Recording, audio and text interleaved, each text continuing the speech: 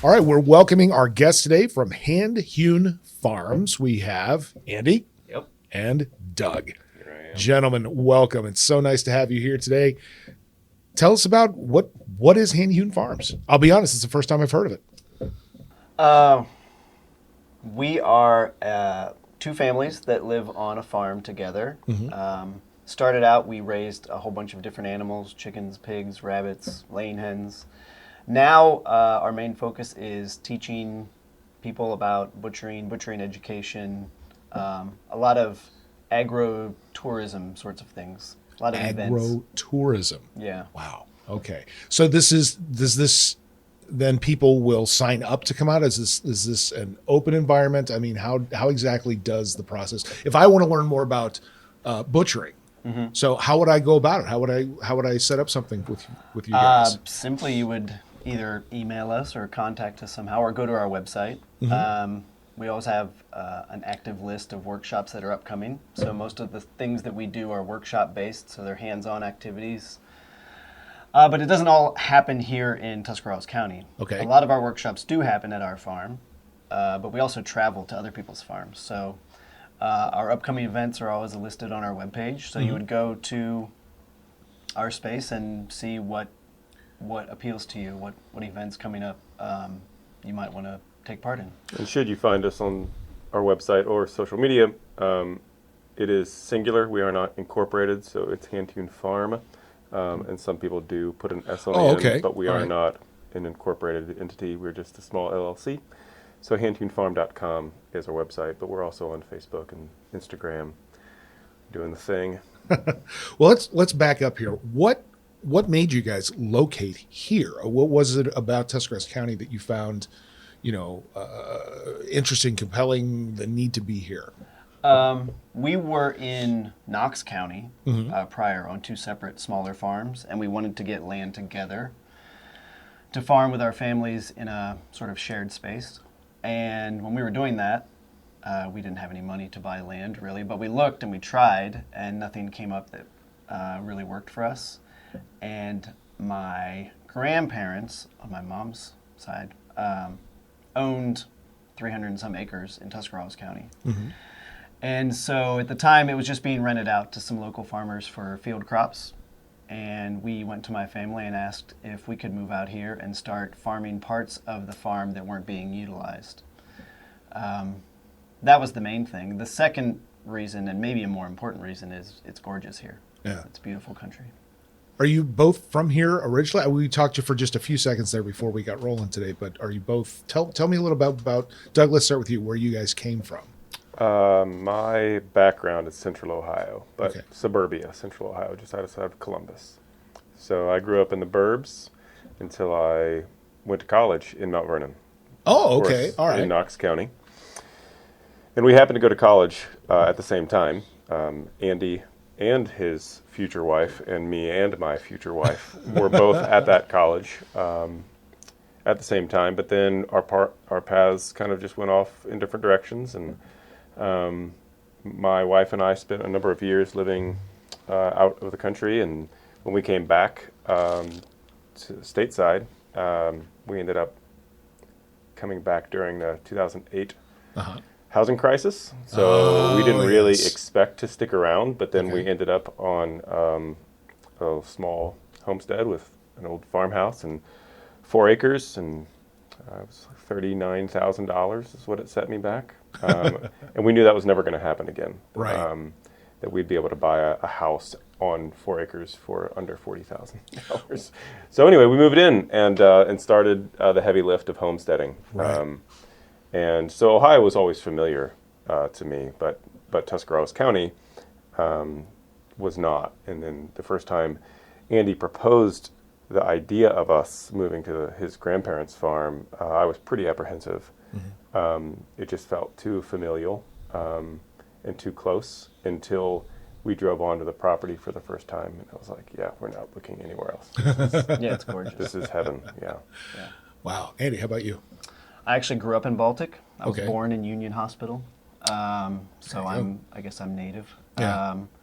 Moved away for a while, high school time, and then went back to Mount Vernon for college. and and now I'm back. So Now- we moved back, and we moved to the farm where we are right now in 2015. Okay. Now, did either of you have farming experience prior? I mean, Doug, you said you grew up in the suburbs, so did you have farming experience prior, or? Nothing you would call farming. No, I Okay. started gardening when I was living in Central America. Okay. And composting, and we were working with an organization that had a couple animals, but it was not my charge to take care of them. But access and proximity too, and so it piqued my interest. And but no, having grown up in the suburbs, I didn't know how to clean a rabbit, let alone butcher an animal. Yeah. So I mean, were you an outdoorsy type? I mean, hunting, fishing, Yeah, that for kind of sure. thing? Yeah. Okay. Okay. So, Andy, same question. I mean, were you? Well, I would go out to my grandparents' farm where we live now when they were still farming, Mm-hmm. and I would help, feed calves or put up hay. Sure. But that was when I was very young. So Yeah. other than that, no real farming experience. See, that's incredible, because that's one of those things that I guess there is a kind of an image that people have of farm life. It's just something that you're kind of born into. Mm-hmm. And the fact that you two guys just kind of decided we're going to go into this. I mean, Yeah. that's and you're doing it. Yeah. That's incredible. And we That's did really cut our cool. teeth on a very small scale at our other farms. So we got chickens and pigs and rabbits and ducks, and Right. we did beekeeping. So we tried a whole bunch of different things at our other place, and then we took what we thought we wanted to do to this farm. Okay. So we had a little bit of a primer, I guess. That's pretty amazing. Now, what? Just out of curiosity, when you were in college, what did you major in? What was the? I was an art education major. Yeah. No kidding. Yeah, Oh and my actually until gosh. just recently I was an elementary art teacher at Garaway. Really? Yeah. Okay. All right. I was in the education biz myself, so yeah. Yeah. How many years did you do that? I taught for 19 years. Wow. So you're Yeah. right there. You're right there, Mike, because I did for 22. Yeah, and I So- mean, parts of me still miss it, but we're still teaching. Not this time of year, you don't. Yeah, end of the school year. Oh yeah. No, I'll everyone, pass. everyone gets stir crazy, but So yeah, so we still teach, so I still get to exercise those muscles, Mm-hmm. which I really enjoy. Doug. Youth ministry and Oh, Christian okay. education. I wanted to be a youth pastor until in my senior year, I realized I didn't really like kids.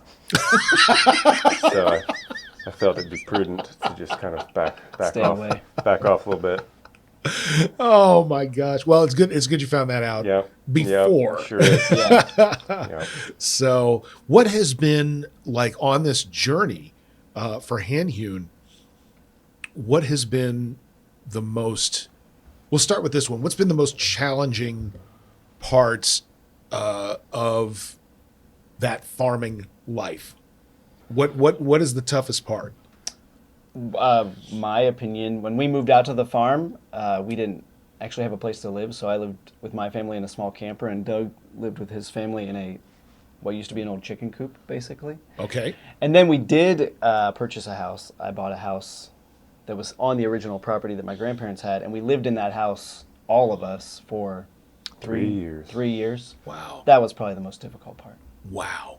3 Yeah, years. just two dealing with families. other people, even good friends, Sure. that closely is really Yeah, difficult. it turned out it was exactly 3 years too many. Yeah, that's accurate. Did that ever have an impact on your thoughts on the business, where it's like, oh, I don't know if we can do this or not? Well, that was the irony there is that was one set of complications, certainly. But then also we were trying to grow a business. Right. And I had left my job and income behind to move to the farm. And Andy was still a full-time teacher and only available truly on the summers and the occasional weekend. And so growing a business and a business model while beset with living arrangements that were less than ideal It was tough. was a tough season, but that's what we knew it would be then. Even in the middle of it, we knew that Yeah. it was just a season. And it was a longer season than I think we would have chosen, but it was all in the interest of something better and greater. So And after that, everything else feels piddly. Like other problems are like, it's that's right. it's not a big That's deal. right. It puts some things in perspective for us that I think would be hard to appreciate had we not gone through that. Now, just out of curiosity, with in this whole situation, you both have spouses, kids. Okay. We each have wives and each have 3 children. Oh my gosh, Yeah. man, that's like. But we only had 2 kids each when we moved to the farm. Yeah. Yeah. So each of our youngest were born while we've been at the farm. Man, it's almost like, it sounds ridiculous, but it almost sounds like a reality show. You know? Yeah, Probably could have been. we yeah, would have made yeah. a lot of money should we have gone that route. I'm glad we didn't. Yeah. Yeah. There was It's a better off lot. that wasn't filmed. There was a lot of hilarity Yeah. in our decision. I mean, just the idea that we picked up and moved from our homes to a property that we didn't own, and where there were no places for our families to live. Like what? Yeah. It's really silly. Like What it's were you- the what were you thinking? craziest. Yeah. Yeah, when I really try to investigate like what we were thinking, it's hard to figure out. Yeah. It really is.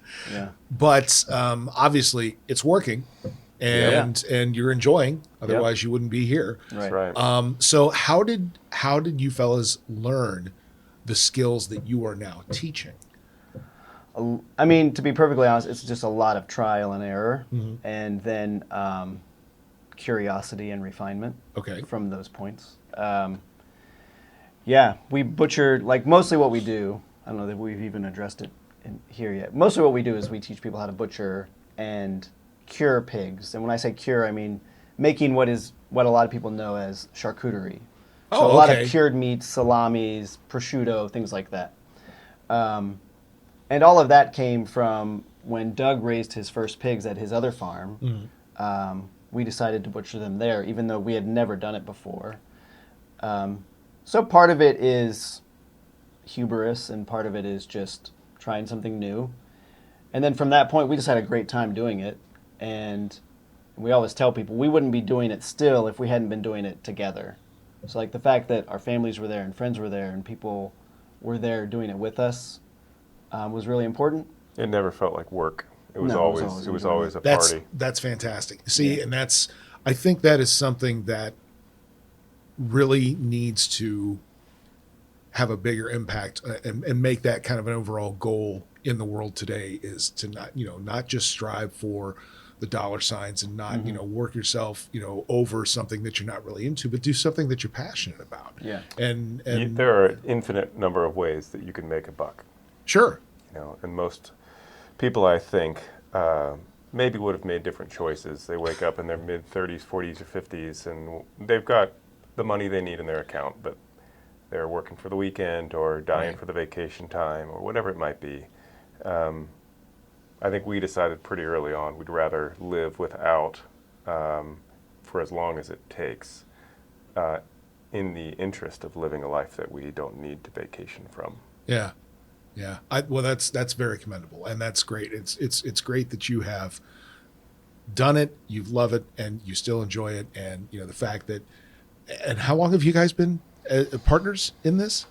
The farm started 2015, 8 years ago this April. I actually moved. Yeah, I moved into a tent in the barn because there was no place for me to live when we got there, and it happened to be April 1st. No fooling. Yeah, that's exactly right. You. Yeah. Yeah. So just 8 years ago, and when we started, as Andy mentioned, we had lots of spinning plates, pastured animals, rabbits and turkeys and meat chickens and hens and pigs in the woods and trying to garden and can and all of the things that when you've got nothing but ambition, you throw everything at the wall and see what sticks. And moving products was almost more work than it was worth, and so we had to make a decision how much we're willing to invest in farming as an enterprise, and how much we want to spend our energy moving in this direction of education and experience. And so, as it turns out, that was why we started doing this in the first place, and we just had to take a few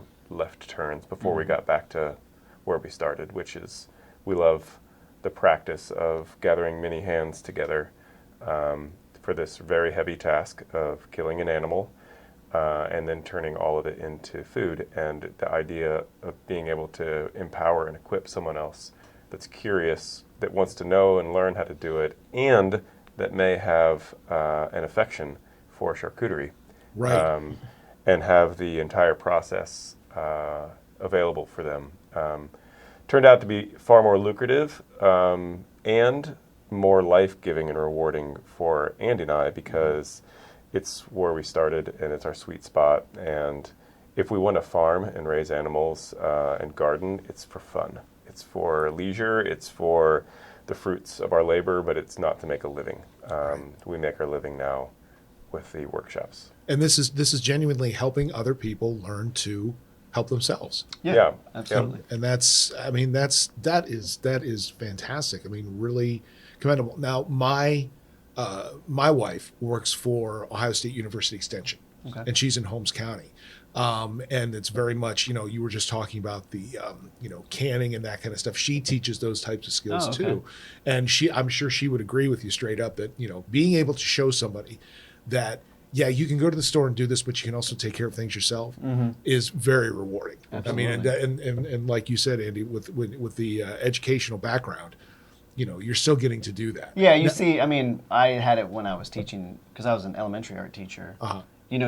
You show kids or demonstrate something or reveal something to a student, and you see the gears start turning and their eyes sort of light up, when they start to put things together that they can actually accomplish something.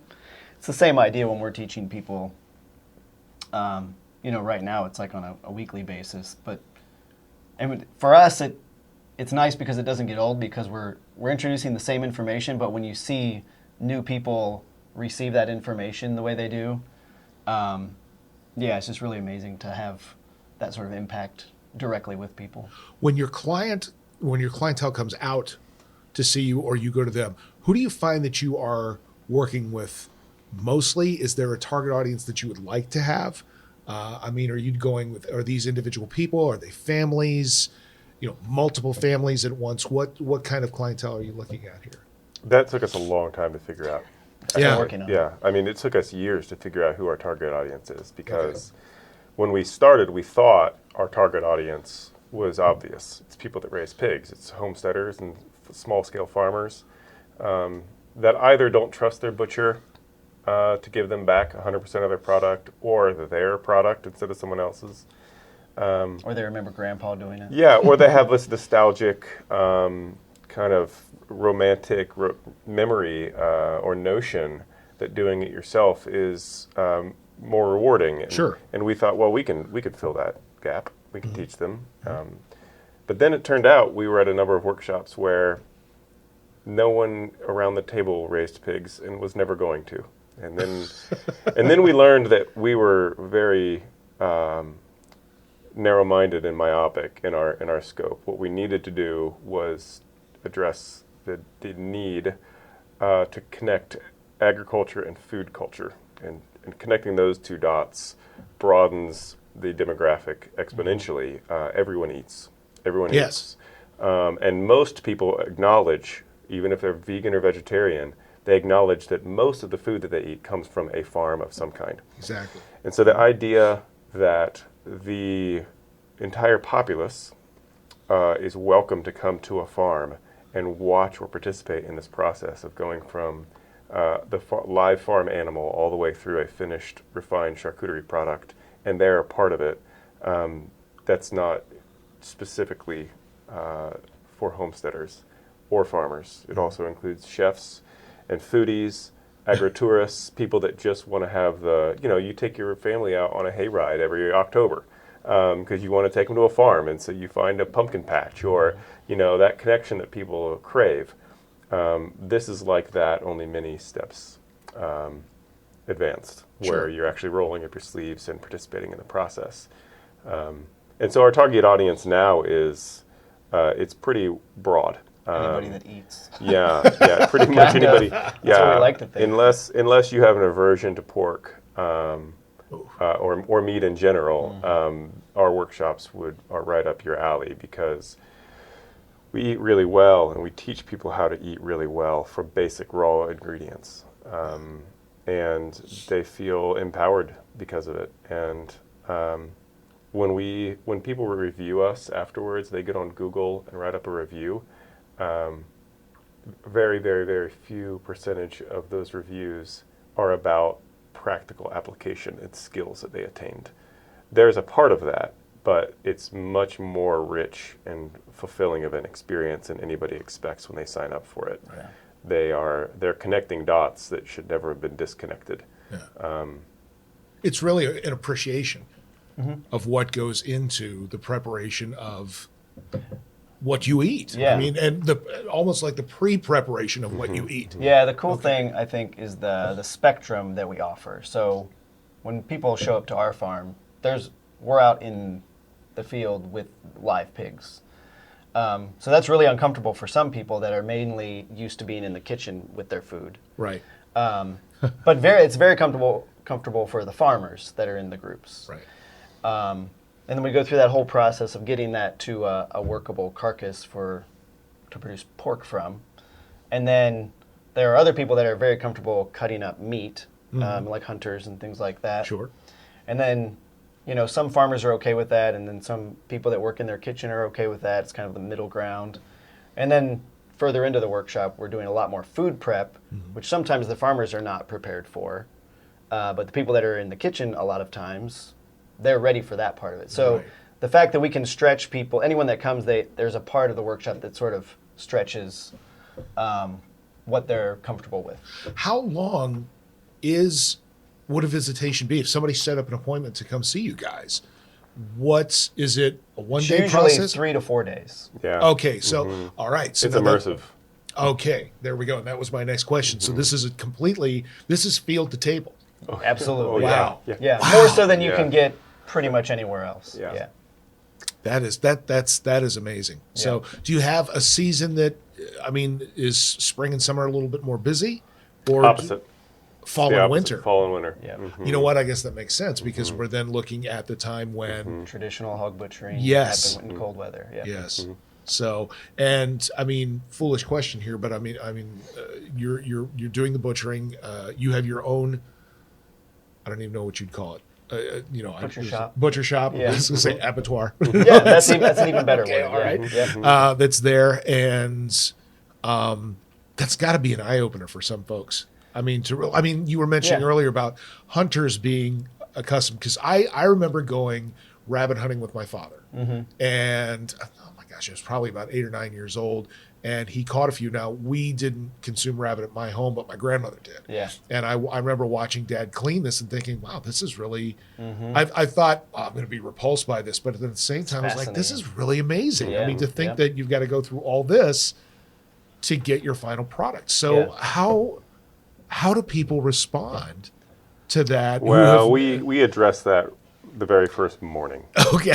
Like, not with our words, but with our actions. Yeah. There's no part of the process, from the shot placement to the knife to the scalding and the scraping to the eviscerating. There's no part of it that we don't take very seriously and meticulously, so that the folks that are really apprehensive on the first morning, that think there's no way I'm going to be comfortable with this process of this being something I will trust to eat, those thoughts are null and void in the first couple hours of the first Really? morning. Yeah. That's It's not grotesque like a lot of people think it's going all to they be. need to know is that we care enough to be thorough and conscientious and thoughtful about the process.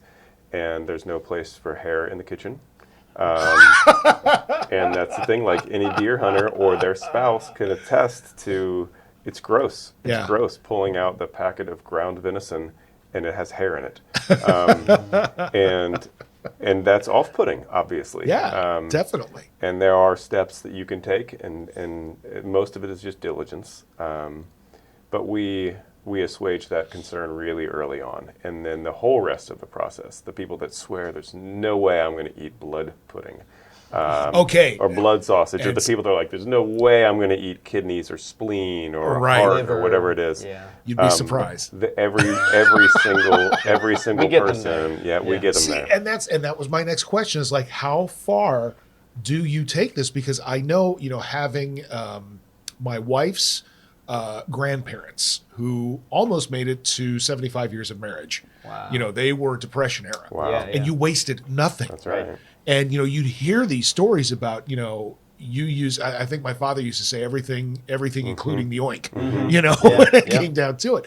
So you guys take this to you. There is nothing wasted. Right. Yeah, the contents of the intestines we discard. I would imagine so. But Yes. they go to the compost pile. Pretty much everything else is either consumed or instructed, so that because we have to stretch out a very long weekend to use 100% of the animal. Right. Instead, we can manage about 95% of the animal. Yeah, we don't clean all the casings. Yeah. But we do show them how to do it. Yeah. And we do save the blood. And Yeah, we use the bladder, and we use the stomach, and we use the blood, and we use all the head, of the tail, the organs, the skin, the feet. the trotters, the ears. Like there's Trotters. nothing.